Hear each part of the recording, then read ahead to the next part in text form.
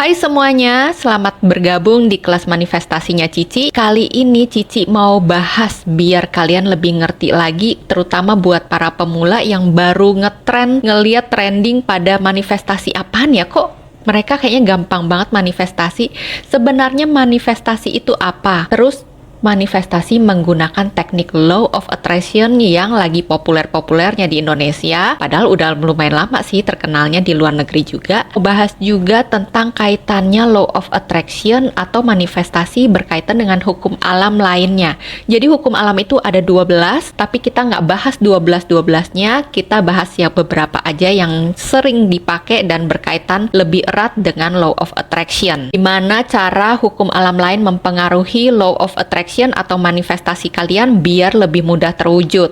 Terus karena banyak banget yang nanya, Ci, gimana caranya mempertahankan atau kita bisa high five terus? Gimana caranya? Cici akan ngasih tahu tips atau bocorannya apa aja yang harus kalian lakukan dan berbagai hal lainnya. Oke, nggak usah terlalu panjang basa-basi lagi, kita langsung masuk bab yang pertama. Buat kamu yang merasa saat ini masih hidupnya biasa-biasa aja, pengen hidup lebih baik, merasa hidup kamu sekarang lagi jatuh, entah itu ke titik terendah, atau kamu merasa terguncang di finansial, percintaan, kesehatan, kamu wajib memperbaiki hidupmu mulai dari sekarang. Gak ada lagi alasan ini memang udah nasibmu, emang udah takdirmu seperti ini, memang terima aja kenyataan hidupmu memang seperti ini suratannya. Kalau kamu memang terlahir dalam keadaan miskin, kamu tidak harus mati dalam keadaan miskin. Nasibmu ada di tanganmu. Perbaiki nasibmu mulai dari sekarang. Manifestasi. Manifestasi dalam bahasa Indonesia. Kalau bahasa Inggrisnya namanya manifesting, yang artinya adalah kita mewujudkan sesuatu hal yang tadinya abstrak. Jadi ibaratnya kita mewujudkan sesuatu yang tadinya kita nggak punya menjadi punya. Ibaratnya kamu pengen punya handphone, awalnya kamu nggak punya tuh, cuman ngeliat aja iklan-iklannya seliweran di toko-toko, di sosmed-sosmed, kamu pengen banget, tapi kamu akhirnya manifestasikan handphone itu dan akhirnya kamu bisa menggenggamnya di tangan kamu. Dan itu yang akan kita pelajari sekarang,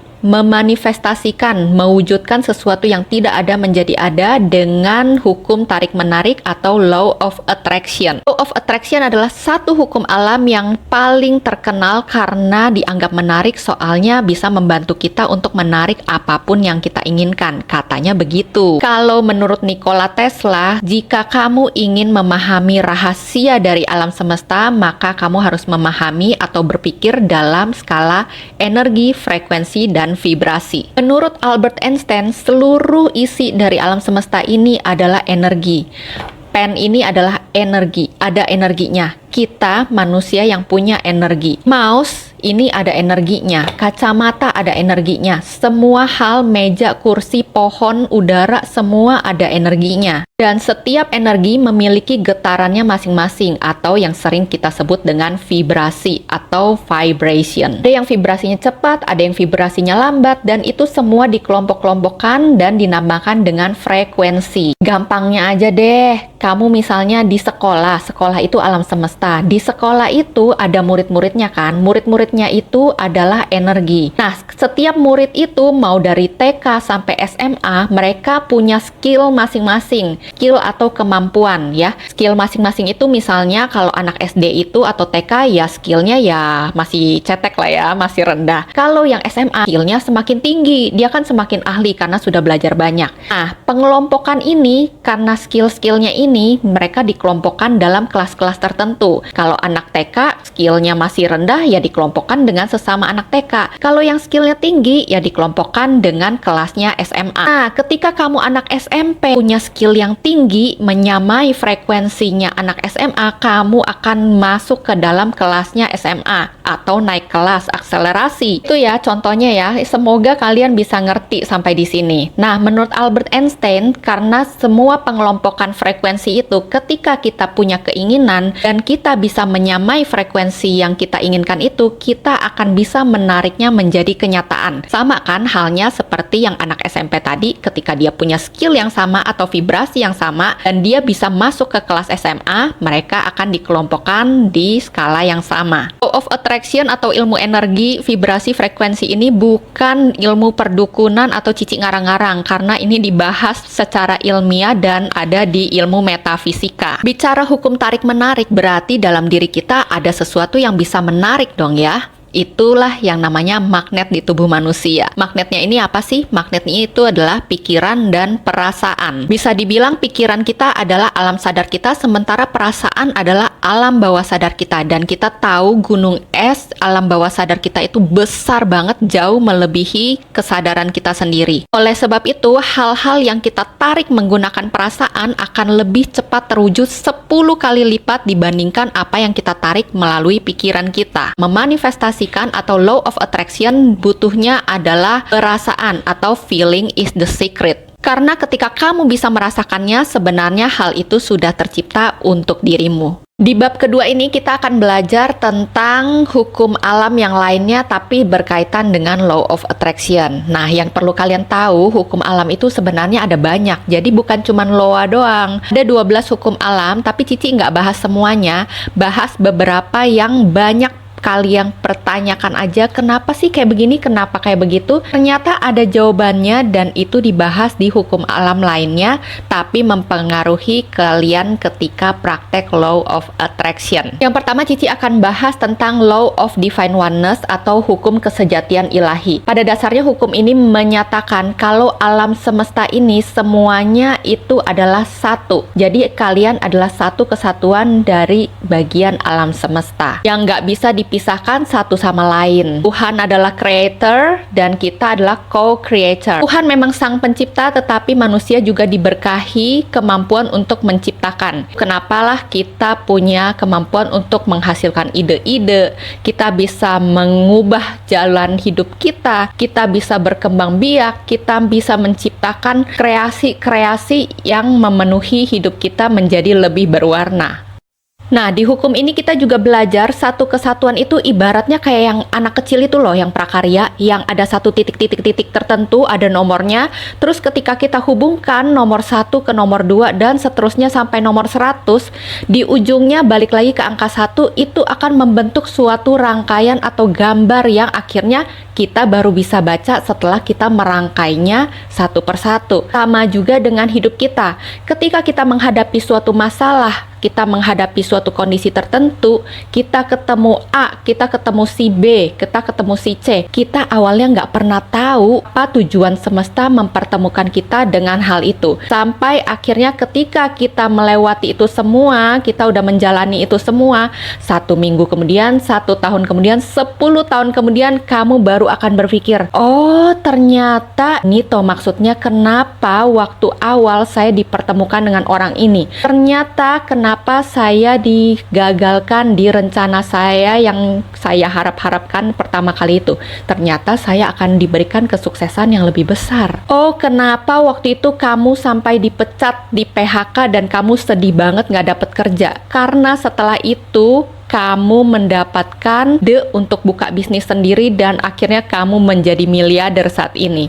Kamu baru bisa melihat setelah kamu merangkai semua keseluruhan itu. Kemudian ketika kamu merasa ingin bahagia sendiri tapi kamu mencelakakan orang lain, gak akan bisa, karena kita semua satu kesatuan dan itu juga akan membawa penderitaan buat kamu sendiri. Hukum alam yang kedua adalah Cici mau membahas tentang hukum korelasi. Di sini kita sebagai bagian dari alam semesta, kita adalah semesta kecil dari semesta besar. Nah, ketika terjadi kekacauan di semesta kecil, itu akan terlihat, tercerminkan juga di semesta besar. Artinya apa, Ci? Jadi ketika kamu merasakan semesta besar itu bermasalah, itu sebenarnya ada di dalam diri kamu sendiri. Ketika kamu selalu bertemu dengan orang-orang yang menyebalkan, bos yang rese, yang selalu menghambat karir kamu, orang tua yang selalu toksik, terus pacar yang selalu mengkhianati kamu, itu sebenarnya ada masalah di diri kita sendiri. Ketika kita bercermin dan kita menampilkan wajah yang sedih, cerminnya itu juga akan menampilkan gambaran sedih. Ketika kita kesel dan ngatain orang lain egois, sebenarnya saat itu kita juga lagi egois, cuman kita kesel aja karena keegoisan kita tidak terpenuhi. Itulah kenapa dikatakan ketika kamu mau mengubah dunia, ubahlah dulu diri sendiri, maka nanti dunia akan mengalami perubahan. Coba sekarang tugas kamu adalah ketika kamu mengalami hal-hal yang buruk, kamu mengalami lingkungan yang toksik, gak usah fokus dulu sama lingkungan sekitarmu, tapi fokuslah dulu sama diri kamu sendiri. Perbaiki dulu sikap-sikapmu, belajar kesabaran dulu, belajar untuk lebih bijaksana dulu, belajar untuk tidak selalu menyalahkan hal-hal yang terjadi di sekitar, belajar untuk tidak mengeluh. Lakukan itu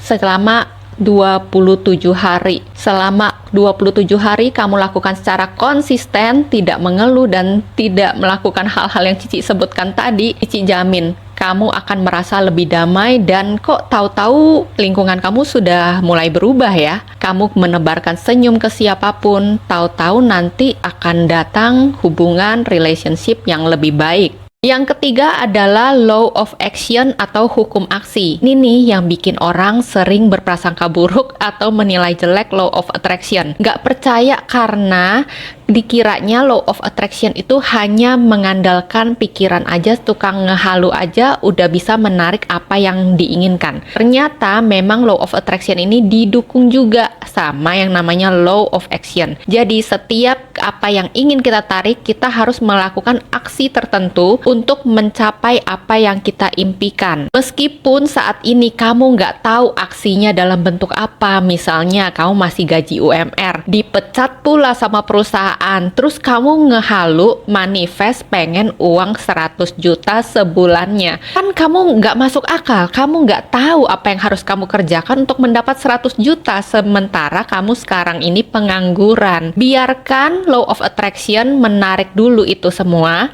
sampai akhirnya kamu alam bawah sadarnya itu nggak bisa ngebedain mana yang haluan kamu, mana yang realita. Dengan dia mengira itu adalah realita, karena kamu bisa ngebayangin dan kau bisa merasakan dengan 5 panca indera kamu, dengan mata, dengan hidung, dengan mulut, dengan pendengaran, dengan alat peraba kamu, dia akan mengira semakin nyata itu, semakin dia kira realita. Dan pada akhirnya dia akan menggunakan segala cara untuk mewujudkannya jadi kenyataan. Dia akan menarik informasi-informasi dan memberikan kamu tiba-tiba ide tring, oh kayaknya lagi pengen ngambil kursus Inggris deh, kayaknya tiba-tiba pengen jualan es krim, kayaknya buka catering enak nih.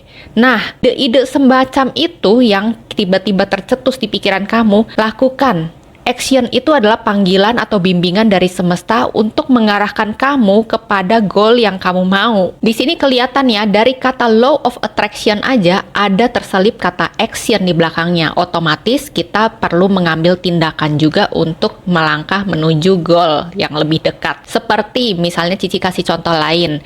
Kamu manifest pengen punya pasangan setia yang baik, yang royal sama kamu, yang penuh perhatian, kasihnya tulus kamu, tapi saat ini kamu mempertahankan mati-matian pasangan kamu yang ketahuan selingkuh dan kamu denial, kayaknya enggak, dia nggak selingkuh kok, itu cuman kebetulan aja, padahal dia sering ngejak cewek lain keluar kota bareng atau ngapain, tapi kamu tetap denial. Gimana semesta mau mengarahkan kamu untuk dapat pasangan yang setia kalau action kamu nggak sejalan dengan apa yang kamu manifest? Semakin kamu manifest pasangan yang baik versinya kamu, jangan kaget kalau tiba-tiba justru yang terjadi kebalikannya, pasanganmu menunjukkan borok-boroknya dia. Karena itu salah satu juga cara semesta untuk memisahkan kamu dan memberikan kamu pasangan yang baik, yang sesuai dengan yang kamu order sama semesta. Yang keempat yang Cici bahas adalah hukum karma. Kalau di 12 alam semesta namanya law of cause and effect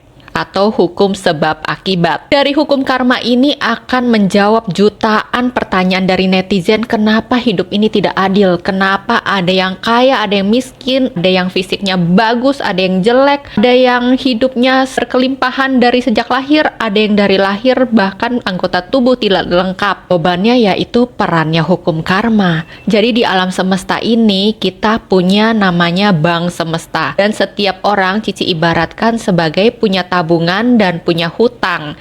Tabungan itu diibaratkan sebagai karma baik dan hutang itu sebagai karma buruk. Jadi karma itu nggak selalu buruk ya, nggak bilang orang kena karmanya lu. Nah, di sini kan orang selalu menilainya karma itu suatu hal yang menakutkan dan buruk. Padahal karma itu bersifat netral, ada baik ada buruknya juga. Tergantung bagaimana kita menanam bibitnya itu, bibit baik, maka kita akan mendapat buah yang baik.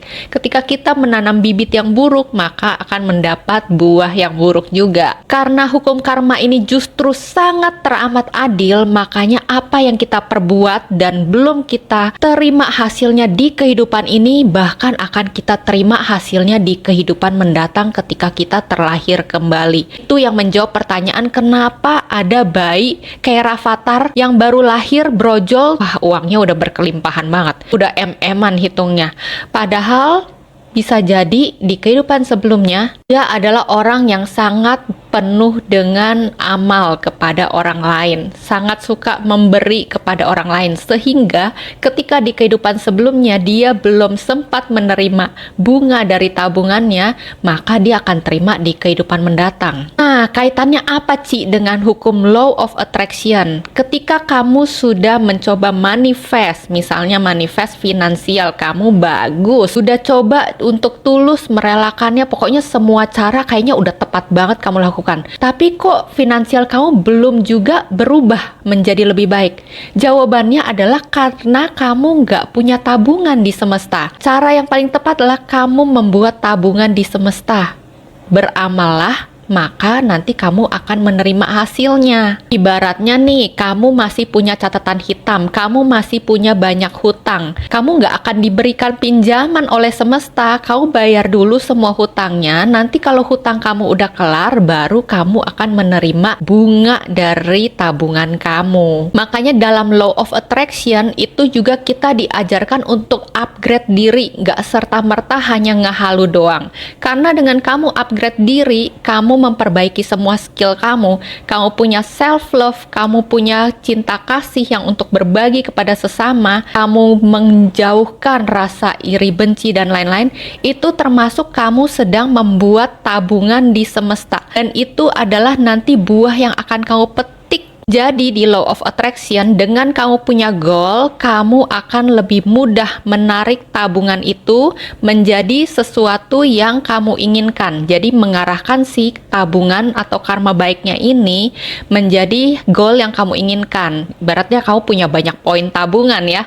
Terus kamu ditanya sama Bank Semesta, kamu maunya poin ini ditukarkan untuk apa? Oke, saya mau tukarkan buat handphone. Ya udah, kamu manifest handphone dan akan mudah dapatnya.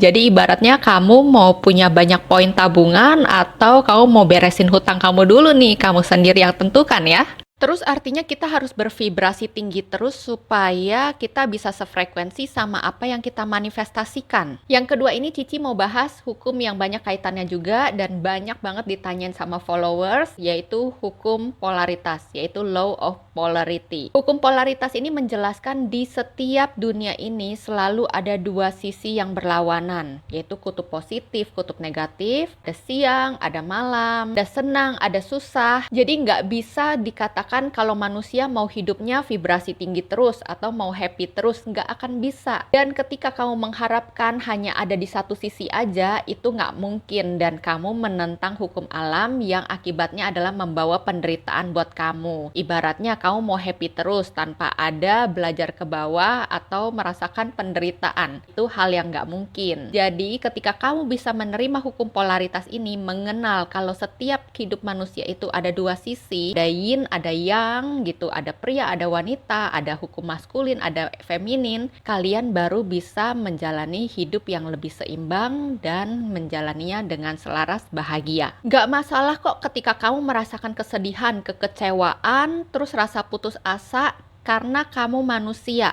kamu menghadapi masalah yang baru yang belum pernah kamu hadapi sebelumnya dan kamu merasa mental kamu drop, itu hal yang sangat normal. Akan menjadi tidak normal adalah kamu membiarkan dirimu berlarut-larut sampai nggak tahu kapan waktunya kamu nggak bisa bangkit lagi. Terima perasaan negatif itu. Ketika masalah itu datang, rasakan kamu memang sedang sedih, kamu sedang kecewa, dan lain sebagainya. Nikmati saat-saatmu saat itu, tapi pastikan kepada dirimu sendiri bangkit kembali. Butuh waktu berapa lama untuk bangkit? Putuskan sendiri. Tapi kalau semakin kamu lama untuk bangkit dari keterburukan kamu, kamu akan semakin menarik banyak hal-hal sefrekuensi lainnya dan itu membuat kamu semakin susah untuk bangkit lagi. Kalau hukum polaritas yang berkaitan dengan relationship, kamu bisa cek series Cici lainnya. Di sana Cici bahas lebih mendalam tentang relationship juga yang berkaitan dengan hukum polaritas, yaitu masculine feminine energy. Oke, sekarang udah ngerti ya, kalau kita mau manifestasi, kita harus usahakan diri kita bervibrasi atau berada di getaran yang tinggi atau high vibes. Nah, cara taunya gimana? Kita sudah high vibes atau masih di low vibes? Untuk membantu kita lebih memahami, di buku Power and Force-nya David R. Hawkins, di sana dia sudah memetakan vibrasi-vibrasi mana aja yang berada di low dan vibrasi mana yang berada di high. Buat kamu yang masih sering merasa bersalah, merasa diri ini nggak berharga, merasa takut, merasa cemas dan lain-lain, itu berarti kamu masih berada di low vibes.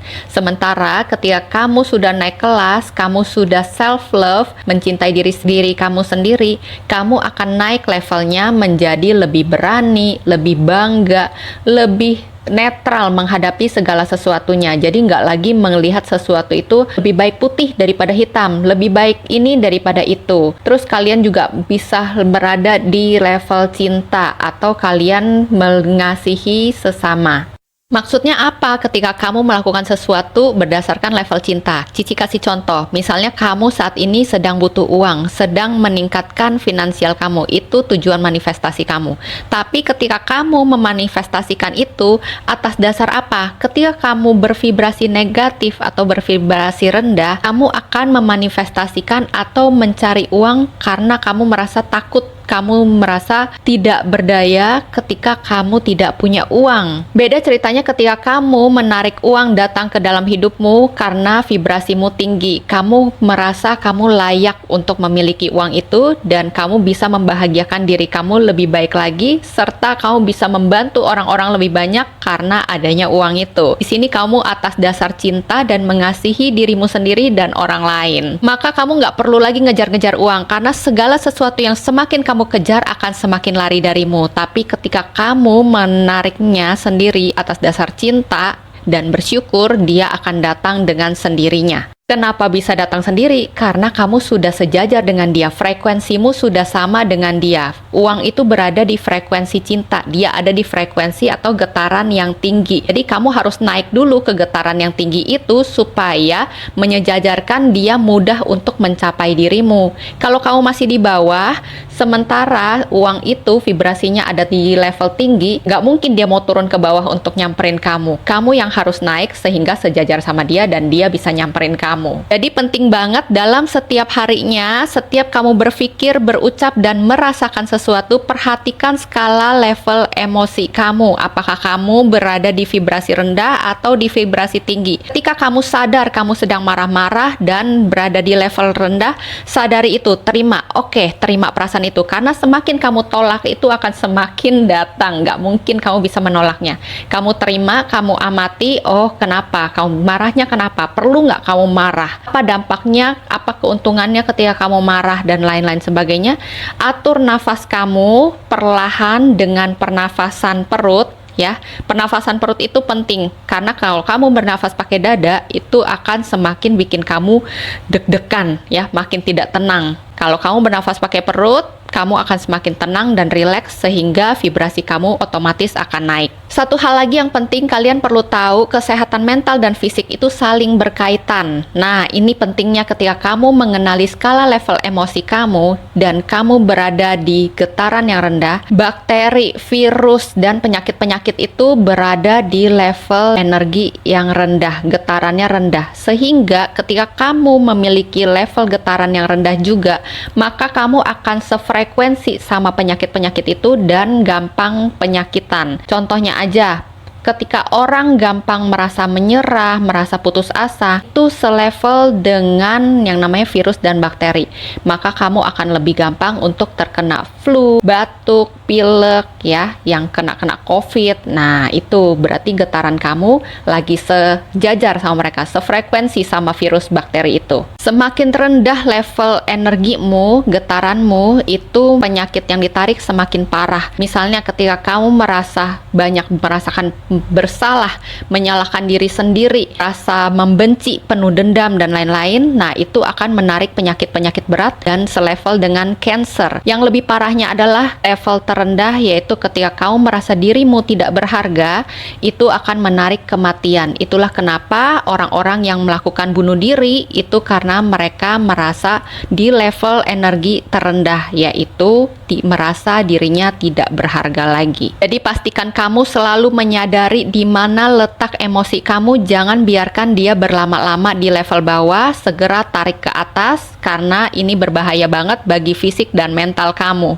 Kalau kalian tahu emosi kalian itu lagi di vibrasi yang rendah, lagi kesel, lagi kecewa, lagi merasa tidak berdaya, merasa diri ini nggak berguna, kalian kan perlu yang namanya menaikkan vibrasi supaya kamu nggak terus-terusan di bawah dan menarik hal-hal kesialan dalam hidupmu. Sebenarnya banyak ya hal yang bisa kita lakuin untuk secara instan menaikkan vibrasi kita. Cara yang paling mudah adalah bergerak, jangan diem. Terus postur tubuh kamu ini menentukan. Ketika kamu merasa lemes, lesu, kamu itu posturnya akan membungkuk, terus nunduk ya, di mana orang itu biasa memposturkan itu tuh dalam keadaan nggak berdaya, lagi stres, lagi banyak pikiran gini ya, nunduk kan, membungkuk kan. Nah, kamu bisa tegakkan badan kamu, menatap tegap atau lurus, atau kamu bisa memandang langit, tarik senyum ya. Kemudian kamu nasehatin diri kamu seperti kamu lagi menasehati diri orang lain. Berikan afirmasi-afirmasi positif. Rasakan, bersyukur, cari sisi positifnya. Karena di setiap kejadian pasti ada hal positif dan negatif. Nggak ada yang benar-benar negatif semua. Kalau pikiran kamu lagi mikir jelek, langsung bantah, cut.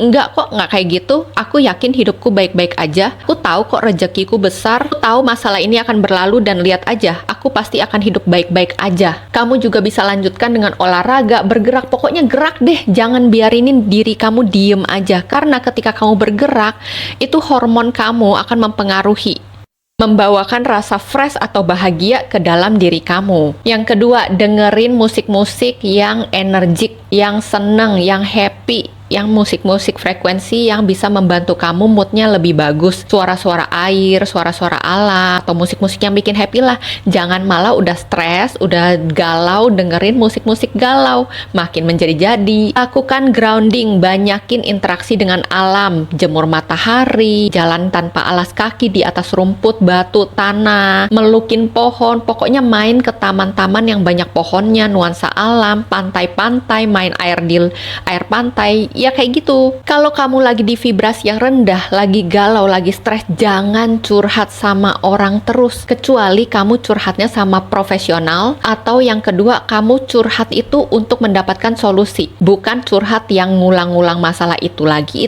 ngeluhin masalah hidup lagi, udah dikasih solusi, nggak mau take action, karena kamu cuma mau didengerin doang. Daripada kamu menambah korban baru, energi negatifmu pindah ke orang lain, dan orang lain yang jadi stres karena dia juga nggak ngerti cara menyalurkannya, mendingan kamu beresin energi negatif kamu sendiri. Kamu bisa pakai metode air gitu ya. Kalau misalnya yang tadi metode air, kamu pergi ke pantai, nggak bisa nih, nggak ada pantai di dekat kamu dan kamu butuh yang lebih instan. Mandi juga air bisa membantu untuk lebih fresh, lebih menenangkan, karena dia bisa membawa pergi energi negatif kamu. Bayangin ketika kamu mandi, kamu bayangin ini ada aura-aura hitam semuanya luntur bareng air. Kamu bilang sama diri kamu lepaskan semua energi-energi negatif, semua emosi-emosi negatif kamu bersama air yang mengalir ini. Ya, kamu guyur, kamu showerin badan kamu, bayangin semua pada luntur dah semua. Kotoran-kotoran emosi yang melekat di diri kamu itu. Apalagi kalau kamu bisa tambahin garam ya, mandi air garam itu juga bikin relax badan kamu dan bagus buat kesehatan. Pakai metode air yang 2 cups juga bisa. Jadi misalnya kayak kamu mau bikin moon water nih, tapi kamu lagi uring-uringan, energi kamu lagi jelek, vibrasi kamu lagi rendah. Kamu ambil aja wadah kaca ya, gelas, 2 gelas, anggap aja ini gelas ya. Nah, ini yang di gelas ini, yang satu ini diisi air, kemudian kamu tulis energi-energi negatif kamu apa. Lagi kesel, bete, banyak utang ya, dikhianatin teman, terus lagi finansial jelek. Nah, dari air yang penuh ini, kamu satu lagi gelas kosong, kamu tuang ke gelas kosongnya. Gelas kosongnya sudah ada berisi tempelan kata-kata yang positif. Finansialku bagus, 50 juta per bulan ya. Punya pasangan yang setia, yang royal, bla bla bla bla. Pokoknya goal kamu di gelas itu.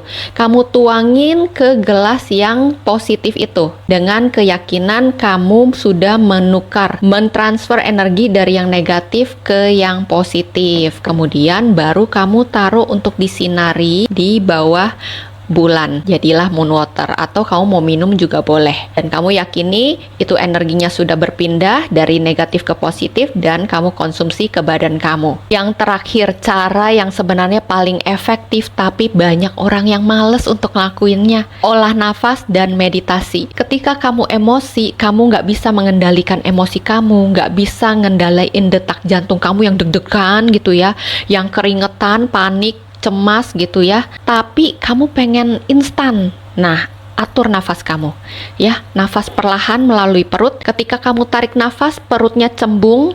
Kalau keluarin nafas, hembus nafas, perut kamu cekung secekung-cekungnya. Untuk yang nggak ngerti caranya ini udah bener apa enggak, kamu taruh tangan kamu di perut kamu ya, tarik nafas, perutnya rasakan cembung, pelan-pelan keluarin nafas, perutnya cekung sampai secekung-cekungnya ya. Hitung kalau bisa dengan metode 478. Ini berlaku juga buat orang yang suka cemas, nggak bisa tidur, insomnia ya. 4 kali hirupan, maksudnya 4 kali tarikan nafas dalam hitungan 1, 2, 3, 4 yang tarik, kemudian tahan nafas dalam 7 kali hitungan 1, 2, 3, 4, 5, 6, 7, tahan, hembuskan dalam 8 kali hitungan ya, hitung perlahan, hembuskan 8 kali. Seperti itu, ulangin aja terus dan emosi kamu pasti reda. Karena nggak ada yang bisa marah-marah dengan nafas pelan. Orang kalau marah-marah pasti nafasnya cepet, detak jantungnya cepet. Begitu kamu pelankan, emosi kamu pasti reda. Nggak usah kamu berantem dulu sama orang, atur nafas dulu kamu ya. Cobain deh, yang nggak bisa tidur juga nanti pasti pules tidurnya. Kalau bisa ya lakukan meditasi setiap hari deh, 1 hari 15 menit aja. Kalau belum sanggup ya udah 5 menit dulu aja. 5 menit kamu tiap bangun tidur dan sebelum tidur lakukan meditasi. Pasti kamu nanti start day-nya itu after meditasi akan jadi lebih baik deh. Beneran. Ya, fokus aja, fokus di nafas. Kamu tarik masuk, katakan masuk, keluar, keluar gitu. Atau kamu tarik yang hitungan aja 4, 7, 8. Ketika kamu hitungan, kamu fokus berhitung di nafas kamu. Itu kamu akan pasti lupain semua masalah-masalah kamu. Karena serilnya itu otak kita dalam sepersekian detik, di detik yang sama itu nggak bisa memikirkan 2 hal sekaligus ya. Ketika kamu fokus sama hitungan nafas kamu udah nggak sempet mikir yang lain, kecuali kamu melanglang buana mikir yang lain, itu pasti kamu nanti buyar hitungannya. Jadi ketika kamu fokus di pagi hari menenangkan diri, nanti full day kamu akan menjadi lebih baik. Cobain ya, harus yang praktek nih.